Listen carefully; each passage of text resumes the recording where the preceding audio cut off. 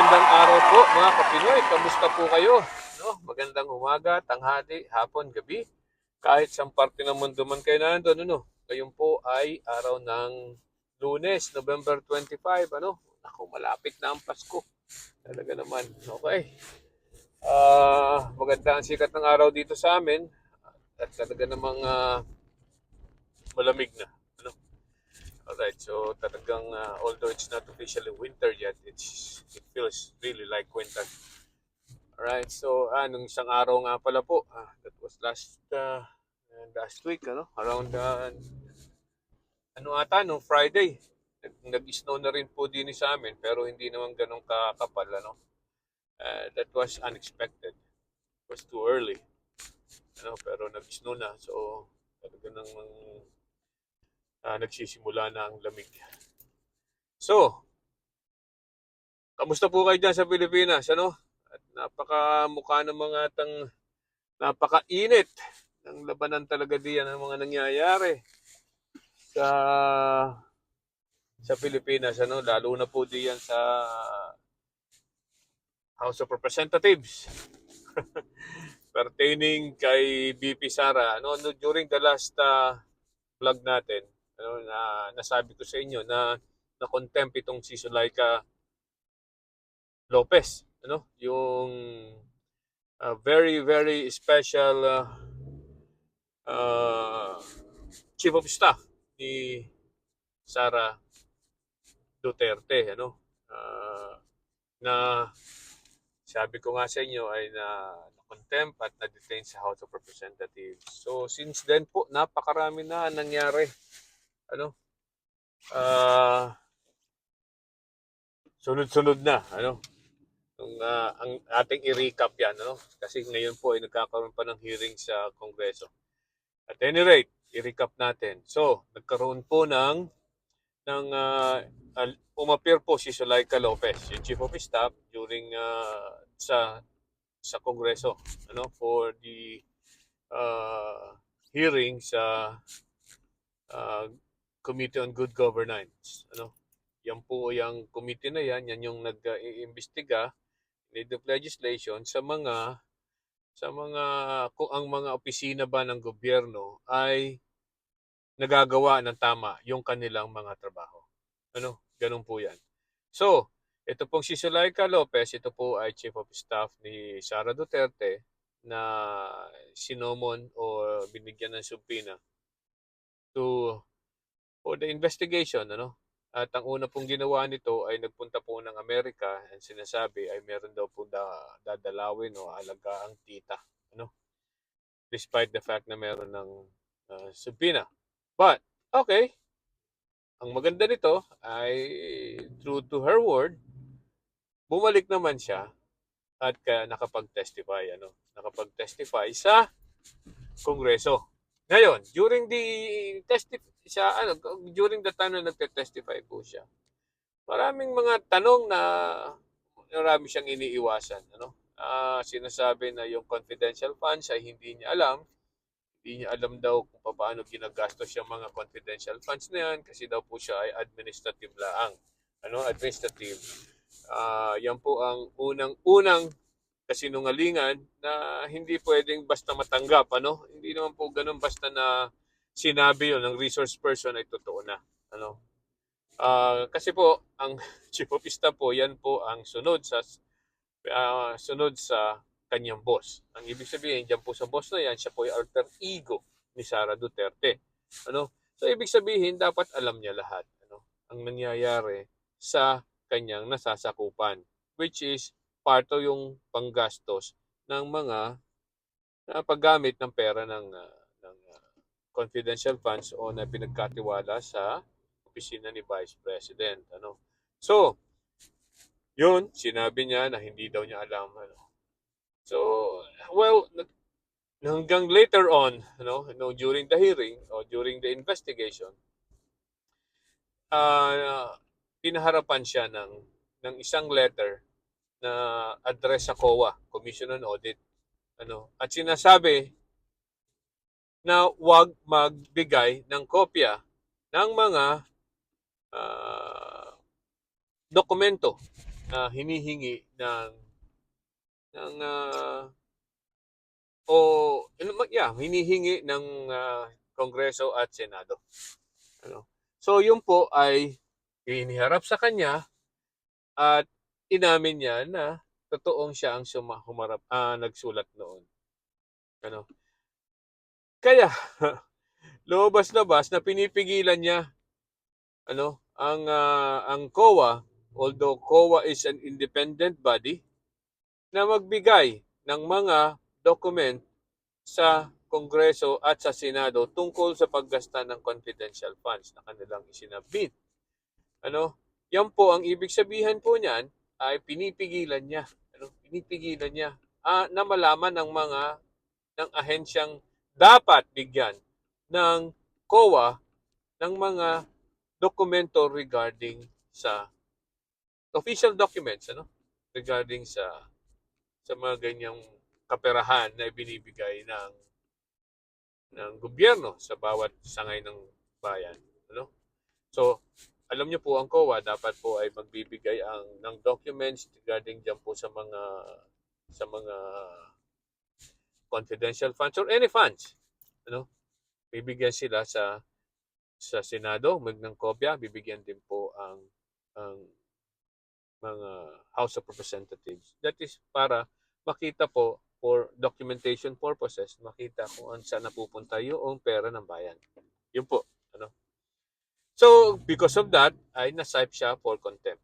At pinakulong siya sa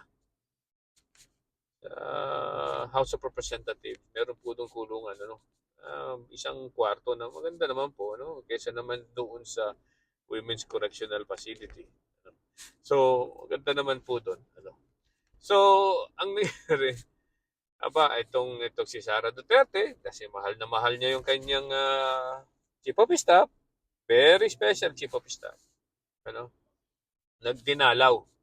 Dinalaw. At dinalaw yung kanyang At pagkatapos mo ng alas 5, ay nagpunta siya sa opisina ni Pulong Duterte nung kanyang kapatid. At doon po nagkulong.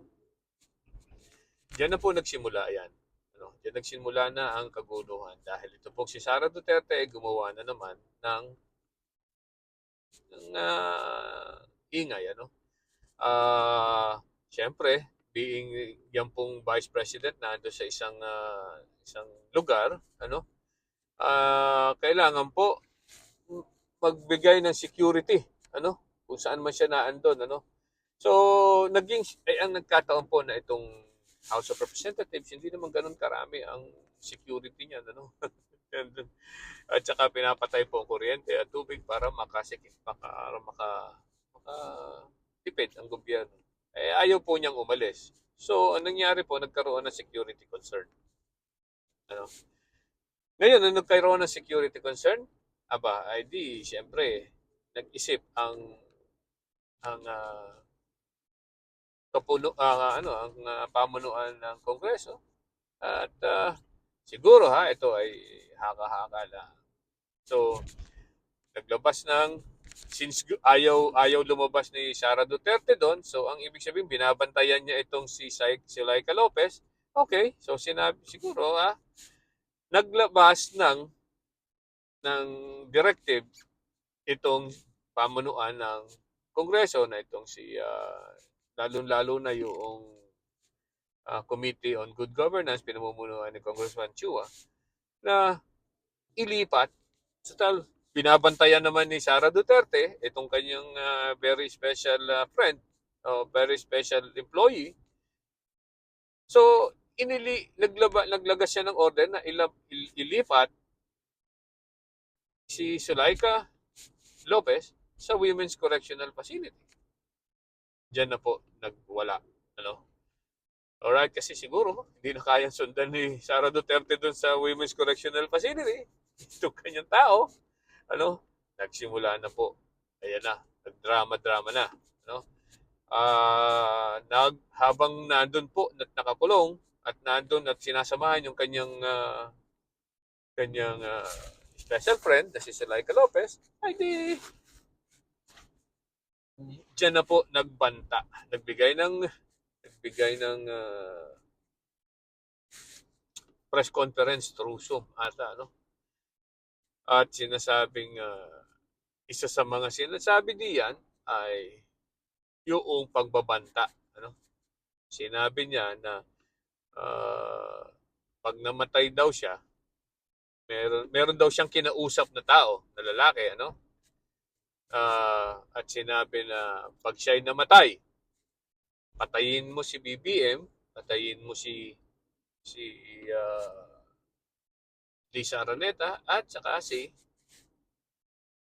Martin Romualdez. O kung hindi niyo po kilala yon, edi yung president, yung itong kanyang asawa na si Lisa Araneta, Marcos, at ang Speaker of the House.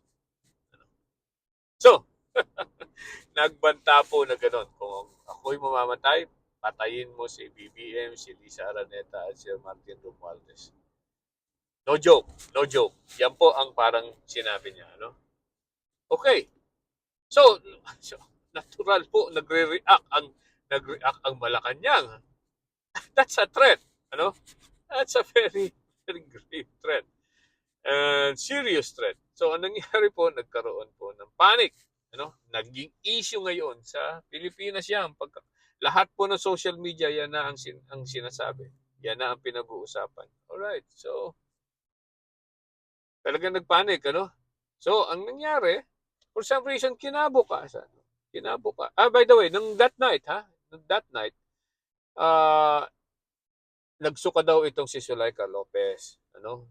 Nung pagkatapos magrarant nitong si Sara Duterte, nagsuka daw itong si Sara Lopez.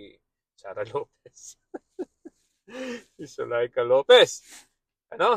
Nagsusuka kaya dinala sa ospital. Dadalhin sa Veterans Hospital. Dinala sa pero nag-request na dalhin kasi po Veterans Hospital, government hospital yan. Ano, baka hindi rin magustuhan siguro yung lugar na yun. Alam niyo naman itong mga to, Alta de Sociedad. Nagpapunta sa Makati Med. Ano?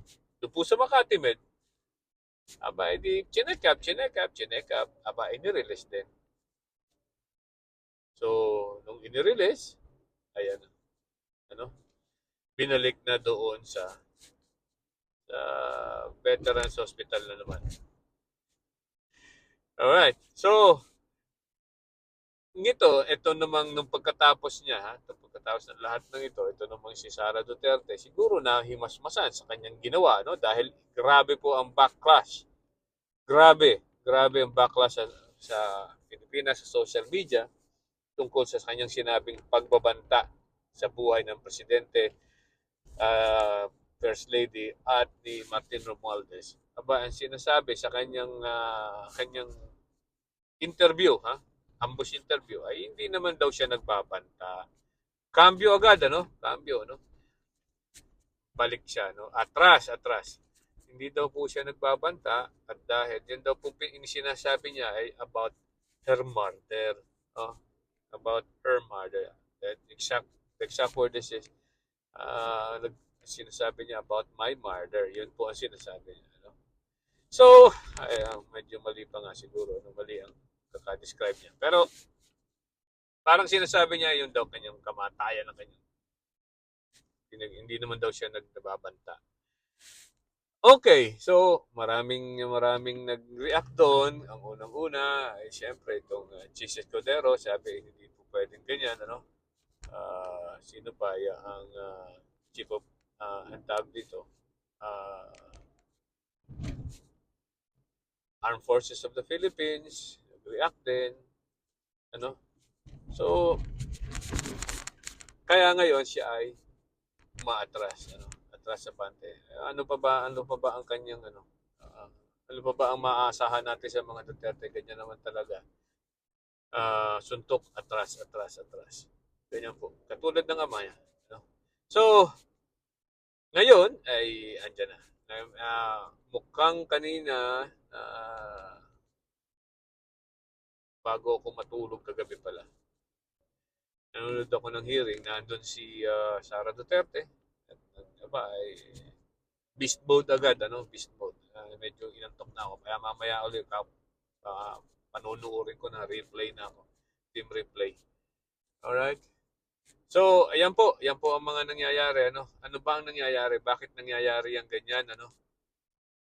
Yan po sana ay hindi mangyayari kung ito lamang po si Sara Duterte ay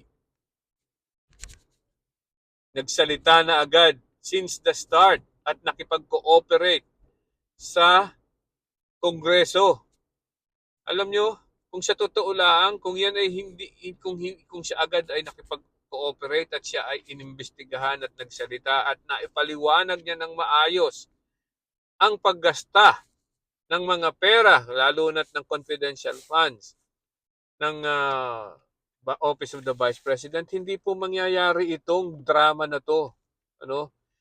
Itong drama na to na ginagawa niya, ay ito po ay, sa tingin ko ay pagda-divert ng atensyon para mawala ang atensyon ng taong bayan sa nagagawang investigasyon sa Kongreso regarding kung paano niya sa ngayon lumalabas na dinispalko niya ang pera. Ginamit ng mali. Ginamit ng mali ang confidential fund. Yan po ang lumalabas na ngayon. Kaya kailangan talaga po niyang harapin. Kung ako naman sa kanya, kung talagang wala siyang ginagawa, paliwanag niyo. Alam niyo po, kung maipapaliwanag niya ng ayos yon, isasabog pa sa mga mukha ng mga kongregista na yan eh. Right? Mapapahiya pa sila kung mapapatunayan ni Sara Duterte na tama ang kanyang ginamit ng paggasta, paggamit ng pera ng taong bayan ay pinagkatiwala sa kanya. Ngayon po lumalakas po ang ebidensya, lalo nang lumalakas ang ebidensya na dinispalko ng Office of the Vice President na pinamumunuan niya ang pera ng taong bayan. Ginamit niya ng hindi tama ang pera na yan. Mabuti na lang po, kahit nga ako'y walang tiwala dyan sa mga congressman na yan eh. Alam niyo naman, politika yan eh. Right? Pero maganda itong nangyayaring ito in a way na nakikita natin kung paano at saan napupunta yung mga pera na yan. Di ba? Paano nila ginagasta ang mga pera na ibinabayad ng taong bayan na buwis. Di ba? For the first time, ay mukhang nagugustuhan ko ang ginagawa nila. Nilalabas nila yan, ang mga congressman na yan. Isipin mo, hindi naman natin dati alam yan, yung mga confidential funds na yan, na daang milyon, kuminsan billion pa na peso. Pero dyan lang pala, pero kung sa atin po, yung daang milyon at bilyong piso ang ginagamit sa confidential fund na yan, ay ibinibigay po at pinagpapatayo ng mga bahay ang ating mga tao diyan, binibigyan ng murang pabahay. Napakaraming bahay po, ang pwede mabigyan yan. Napakadami. At any rate, malayo-layo na at dumadami na naman ng mga nasa isip ko. So, ngayon po ay kita ko ang mga medyo mayroon na dala naman sa ospital. Pag mayroon pong mga nagigipit sa pagtatanong, may mga nagigipit ng pagtatanong. Katulad po itong si Acosta na mukhang napakarami. Isa rin po yan sa opisyal ng Office of the Vice President na nakikita yung mga pirma niya sa mga cheque at kung ano-ano. Tsaka pag-withdraw ng pera sa bangko. Ayan na po. Inatake. Dinala na naman sa ospital. O kung saan man. Baka sa infirmary, yun ang alam ko. Infirmary daw ng Pero malaman natin later on. Kaya ayan po, medyo nagtatago na sila sa kanilang mga sakit. Okay? Yan, kung yan ay, again, kung hindi lang yan, kung si Sara Duterte ay humarap ng tama nung unang-una pa lang, hindi na mangyayari yan. Okay? Ganyan na po ang ating mga opisyal sa Pilipinas. Ang kasamaan, kampo ng kasamaan at kadiliman. Ganyan na po. Okay? So, kita-kita ulit tayo sa susunod na kabanata. Bye-bye.